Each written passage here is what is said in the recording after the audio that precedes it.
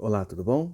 De volta para mais um vídeo, depois de um tempinho aqui. Tô dando entrada de novo na série que eu inaugurei com John Cassavetes, chamada Grandes Cineastas. E hoje eu vou falar de um cineasta russo, talvez o mais importante da Rússia aí. Um dos, né, com certeza, do lado ali do Kalatozov, e Eisenstein e aquela galera toda lá, que criou, vamos dizer, a linguagem cinematográfica, mas não só a linguagem cinematográfica, no que se refere à montagem, que é o cerne do cinema, o cerne filosófico, inclusive, do cinema, mas eu vou falar de um cineasta que meio que não renega exatamente a montagem soviética, né, a montagem russa, a montagem soviética, não só filosoficamente, mas ele busca estender o plano ao máximo, ele busca fazer uma contemplação do plano para além de um reles exibicionismo, para realmente transformar numa coisa igualmente filosófica, igualmente poética. Acho que poético é a definição perfeita para o cinema dele, que é o Andrei Tarkovsky. O Andrei Tarkovsky, pulando biografias e tudo, que pode-se falar muito melhor dele, tanto nos livros que ele escreveu, quanto nos livros escritos sobre ele, natural da Rússia, natural dessa efervescência, estudou cinema na Rússia, foi um grande entusiasta de abertura dos estudos de cinema na União Soviética para além do cinema russo, para além do cinema nacionalista, para além do cinema de ideias, e mais de um cinema de sensações, um cinema de pluralidade, meio difícil falar, e ele buscou sempre uma linha de pensamento e uma linha de sentimento em relação ao estender o plano, como eu tinha falado antes. Sobre livros, eu recomendaria os três que ele escreveu. Escreveu assim, né? Um deles ele escreveu efetivamente, o outro foi processo da feitura de um filme, o último dele no caso. E o terceiro, uma série de diários que foram compilados pós-mortem, né? O primeiro deles que é o livro efetivamente das teorias dele, grande teórico de cinema, além de cineasta, Esculpir o Tempo.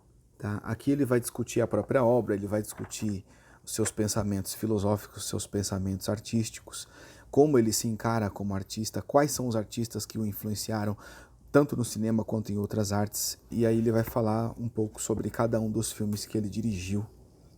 Né? E vale a pena, uma leitura muito bonita.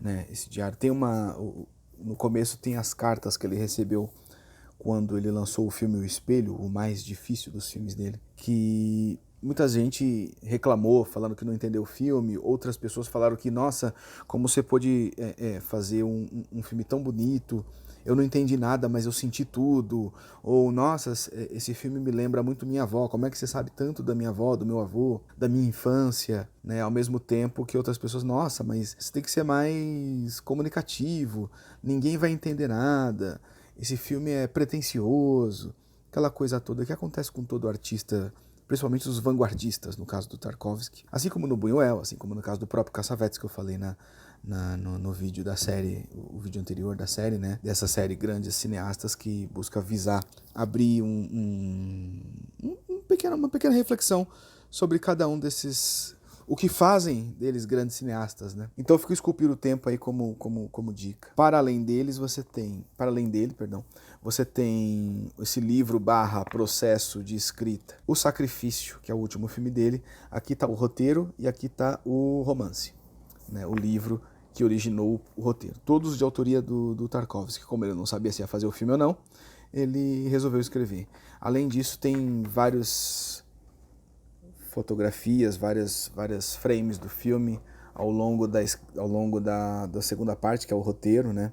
Então ele vai mostrando como são as composições, qual que é o plano detalhe que ele descreve de certo modo aqui e ali, e como ele vai casando na obra aqui escrita as imagens com o que está escrito, né?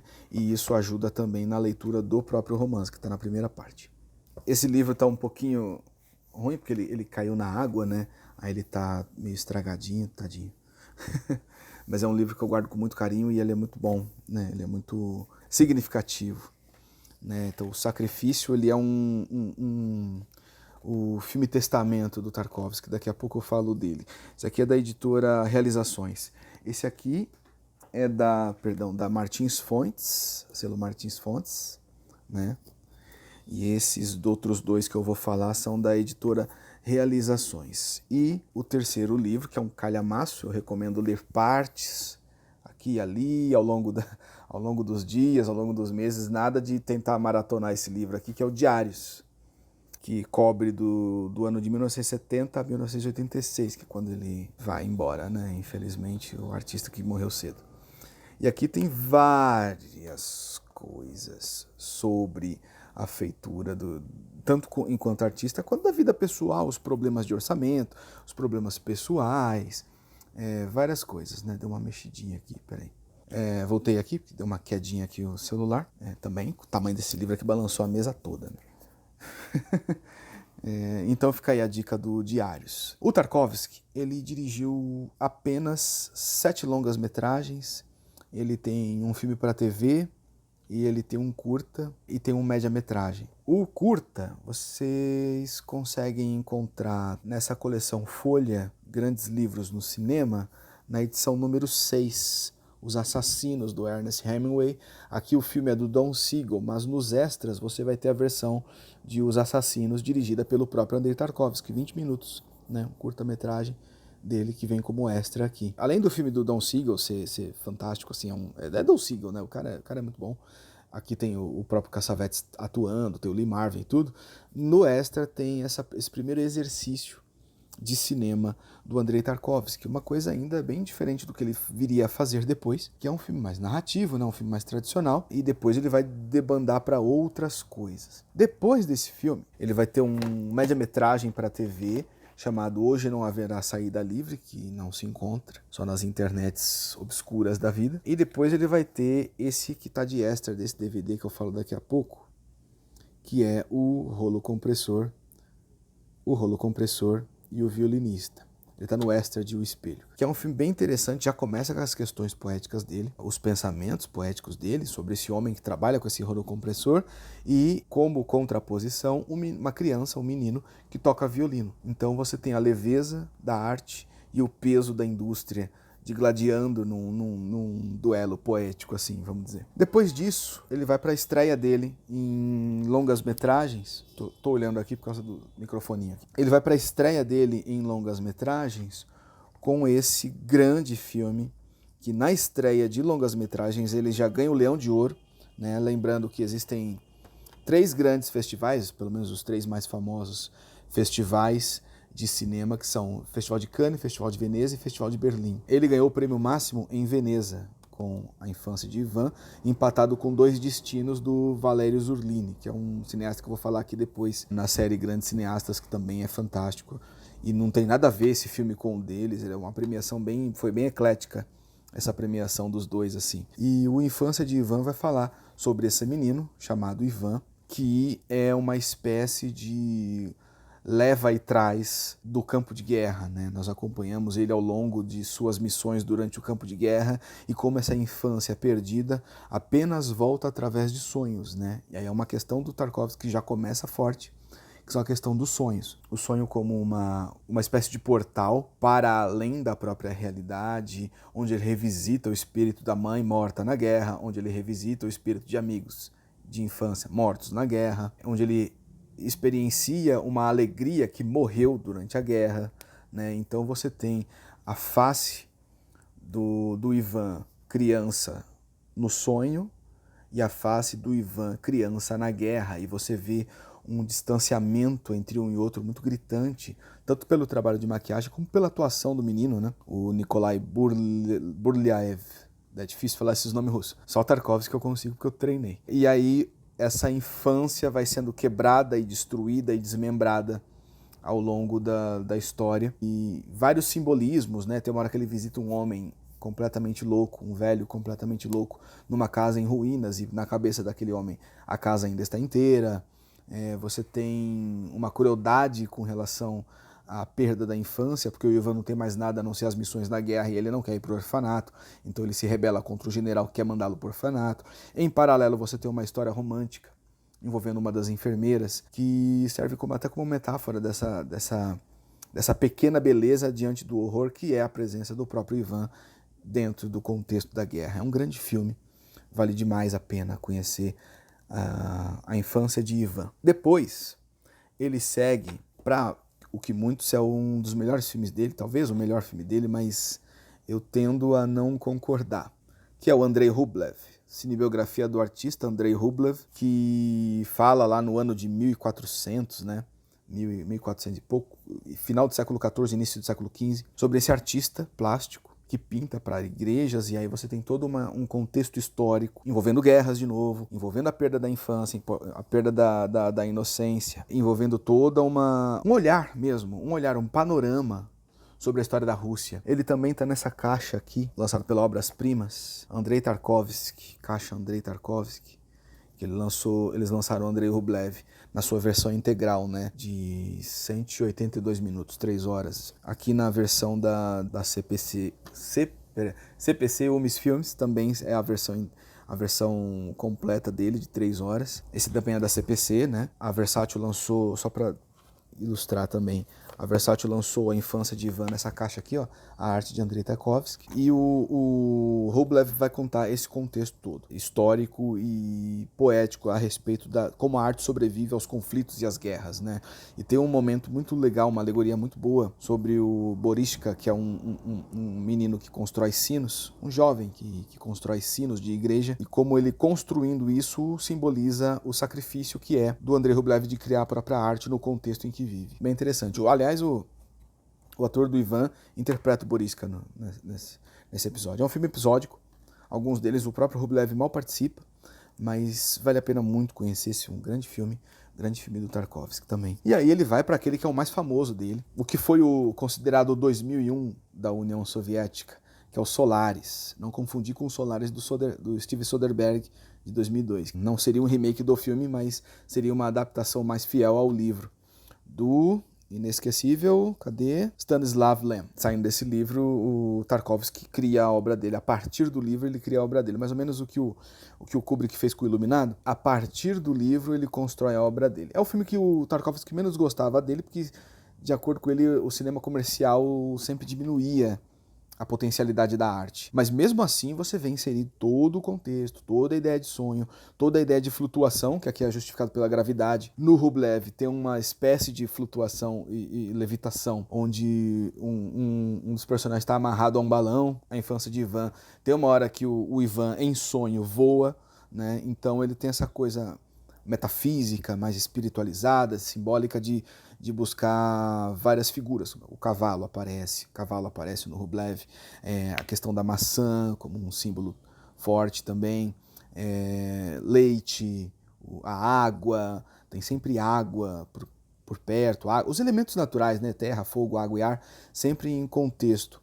Né? E aqui o Solaris é um planeta feito de líquido, né? Que remete à água, que faz com que suas memórias do passado ganhem vida física, né? No caso, o protagonista, ele é viúvo e quando chega próximo do planeta Solaris, que eles são astronautas, eles chegam próximo do planeta Solaris, a esposa morta dele aparece na frente dele. Bem interessante também, apesar do Tarkovsky não gostar, problema do Tarkovsky.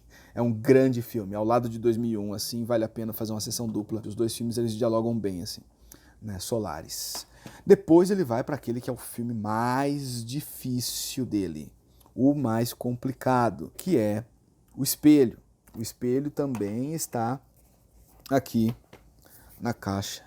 A arte de Andrei Tarkovsky, perdão. Dá para ver aqui. O Espelho aqui, ó. O Espelho, cara, não dá nem para falar uma trama, né? Aqui, de acordo com a CPC Homens Filmes, Alexei, um homem na casa dos 40, à beira da morte, relembra seu passado, infância, horrores da guerra e tudo mais. O filme, de certo modo, é isso. Aqui na da Versátil, à beira da morte, um homem relembra passagens de sua vida, que é o contexto comum, mas na verdade o filme transcende muito mais que isso, porque vai não só trazer memórias desse homem à beira da morte, mas vai trazer memórias da mãe dele, memórias da infância dele, pelo ponto de vista da mãe, pelo ponto de vista de outras pessoas, pelo ponto de vista de uma outra história que vai servir de metáfora para a história dele. uma série de coisas que vão se desdobrando de maneira desordenada, vamos dizer assim, para falar sobre a morte, sobre a perda da infância, a perda da inocência, as agruras do mundo de forma literal ou simbólica. Vai aparecer conflitos, vai aparecer um contexto quase neorrealista ali do menino no começo tentando falar uma frase que uma mulher está ajudando ele a articular melhor, porque ele é gago, tudo memória fora de ordem, tudo memória e delírio fora de ordem. E o que menos aparece é esse homem na beira da morte. Mas é lindo, é cinema poético em sua essência. Um dos grandes filmes da história do cinema mesmo. Difícil, sim, bem hermético, bem difícil, mas muito dotado de um simbolismo lindo, assim, e muito potente, muito acachapante, vamos dizer assim. E aí ele lança a segunda ficção científica dele, que para mim é o melhor filme dele, para mim, tá entre os meus 10 filmes favoritos de todos os tempos, da história do cinema mesmo, que é Stalker. O Stalker que tá também, cadê? Aqui, nessa caixa aqui da Obras-Primas do cinema, né? O Stalker. O Stalker, para mim, é a obra-prima máxima do Tarkovsky. Tudo que ele fez antes e depois chegam beirando ao Stalker, mas nunca ultrapassa. O Stalker, para mim, vai ser sempre o contexto máximo de cinema de jornada. Jornada poética, jornada de alma, anímica no caso, jornada de intelecto, jornada psicanalítica, jornada simbólica, artística, enfim. Você tem o Stalker, do título, é um homem que vive nesse mundo pós-apocalíptico. Existe uma zona isolada no mundo chamada simplesmente de zona. Eles não batizaram esse local. Que, segundo alguns, caiu um meteoro. Segundo outros, nasceu de Deus ou do inferno. Ninguém sabe exatamente o que é esse local. E o Stalker, ele leva pessoas para essa região, que é proibida pelo governo vigente dessa sociedade, por se tratar de um local extremamente perigoso e inóspito. Não há ninguém lá, apenas ruínas e mata cobrindo tudo, né? Todas essas ruínas, como se fosse algo envelhecido quase por séculos e séculos. E esse Stalker guia essas pessoas até lá, porque, segundo consta, lá existe uma sala misteriosa onde um desejo seu será realizado se você pedir. Se você chegar até lá. O caminho até lá é cheio de armadilhas, só o próprio Stalker sabe o que é. E o próprio Stalker mesmo, ele não tem um desejo, ele leva as pessoas para lá porque o desejo dessas pessoas faz com que ele tenha seus desejos mais espelhados nos desejos das outras pessoas. Baseado no livro dos irmãos Strugatsky, né? O próprio Stalker, ele tem seus desejos internos, mas ele não consegue nem entender. Então, dentro dessa jornada, ele vai encontrar com um escritor e um professor, ou seja, um poeta e um racional, né? A ciência e a arte pode ser entendido como a razão e a emoção, né? Que se juntam nesse trio, nessa caravana formada por esse trio, que vão até o encontro de Deus dentro dessa sala misteriosa, passando por todas as agruras, para que se tenha um desejo realizado. O que transcende muito mais do que isso, pois se trata efetivamente de uma jornada totalmente espiritualizada, né? Uma jornada completamente transcendental nesse sentido. Não é simplesmente chegar lá e buscar. É mais ou menos como filmes como o Apocalipse Now, filmes como o Comboio do Medo. Esses filmes de jornada, eles me pegam, assim, né? Eu gosto demais. Até recentemente o James Gray lançou, recentemente assim, né? Já tem um tempinho, mas lançou o Ad Astra com o Brad Pitt, sobre a busca do pai, essa busca arquetípica do pai, essa busca simbólica do pai, e aqui a busca arquetípica por Deus. Um homem dotado de sua fração racional, o professor, e sua fração emotiva, o escritor, né, o artista, o cientista e o artista, o professor, o escritor, amalgamados nessas três figuras, seguindo ao encontro de Deus para que se realize um desejo. E há todo um contexto de milagre transcendental, metafísico e simbólico dentro do filme. Obra-prima, obrigatória para a vida. Tá? Esse filme é quase um mantra. Ah, eu esqueci de falar. Solaris, a Versátil também lançou em Blu-ray, né? Bem bonita a versão. Né? Eu tenho as duas versões. Assim, tem certos cineastas que eu tenho que ter várias versões mesmo, porque tem que ter, cara. É documento de um dos maiores artistas que o cinema já teve, sabe? Para mim, ele é o segundo maior cineasta de todos os tempos, atrás apenas do Carl Theodor Dreyer, que dirigiu Paixão de Joana d'Arc, que era uma grande influência para ele. E aí, terminando a caixa aqui da Versátil, você vai ter o penúltimo filme dele, de 83, chamado Nostalgia. Não sei se dá pra ver aqui. Nostalgia. É o penúltimo filme dele. Nostalgia tem o Erland Josephson, que trabalhou muito com o Ingmar Bergman, né, outro cineasta assim, fantástico, que era fã do Tarkovsky e o Tarkovsky era fã dele. Eles foram mais ou menos contemporâneos ali, e um rasgando elogios ao outro, assim. Então, dois grandes cineastas que se admiram demais, assim. E quem ganha somos nós por estar assistindo a grandes obras de arte. Né? No caso do Tarkovsky, todas. No caso do Bergman, a maioria dos filmes dele. Ele tem uns filmes ruins ali no começo da carreira, mas depois eu falo dele num dia que eu falar desses grandes cineastas. Ingmar Bergman, tem que dividir o vídeo, sei lá, em 2, 3 partes, porque é muita coisa. O Nostalgia vai falar de um homem que vai pro exílio, na Itália. O Tarkovsky foi pro exílio, pra Itália também, porque as autoridades não concordavam com o tipo de cinema metafísico e espiritual que ele estava produzindo, estava tentando produzir, ele sempre teve dificuldade de orçamento. E aí ele vai para a Itália, lá ele se junta ao Tonino Guerra, que é um dos maiores roteiristas que o cinema já teve, e trabalhou no Nostalgia, sobre esse homem que vai para, um músico russo que vai para a Itália se encontrar, um poeta russo, perdão, é um poeta russo que vai se encontrar com um músico russo que está exilado na Itália. E aí também tem toda essa questão do sonho, toda essa questão metafísica, a câmera como uma extensão espiritual do protagonista, e vai culminar em toda uma questão existencial sobre isolamento, sobre exílio, sobre a perda da identidade nacional, a perda da identidade espiritual em relação à nação, e culmina com o filme derradeiro dele. Ele ficou doente, teve câncer de pulmão, ocasionado porque ele fumava 3, 4 maços de cigarro por dia, e também porque durante as filmagens do Stalker eles visitaram uma região que estava poluída por uma série de poluentes radioativos mesmo, né? E essa contaminação pegou ele, pegou o ator do Stalker, que também morreu, a esposa morreu, o diretor de fotografia, se não me engano, morreu do mesmo tipo de câncer desenvolvido no pulmão de maneira muito rápida e agressiva, né?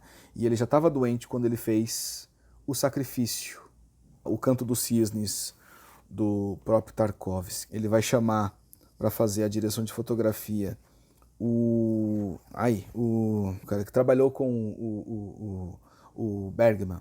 Enfim, diretor de fotografia do Bergman. Aqui ele volta com Erland Josephson, traz o diretor de fotografia do Bergman, traz um dos atores principais do Bergman para fazer um filme bergmaniano, de certo modo, na Suécia, terra natal do Bergman, né?